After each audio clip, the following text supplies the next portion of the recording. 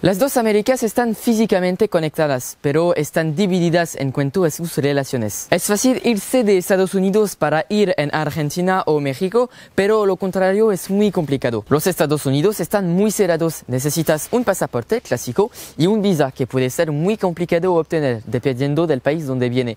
Argentina, México o Colombia, los procedimientos son diferentes. Al contrario, si vienes de los Estados Unidos y quieres ir en América Latina, es muy fácil, solo necesita tu pasaporte y tu billete de avión. En consecuencia, hay muchos migrantes clandestinos que corren riesgos durante el trayecto.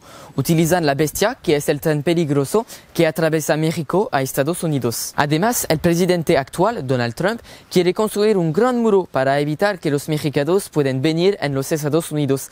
Esto es un gran desencuentro. Las relaciones económicas entre las dos Américas están muy especiales y paradoxales. México, que está en América Latina, es el primer consumidor de Coca-Cola del mundo, mientras que esta firma es originaria de los Estados Unidos. Sin embargo, el Perú tiene una bebida que existe desde 1935 que se llama Inca Kola. Por supuesto, fue comprado por Coca-Cola porque estaba su competencia directa.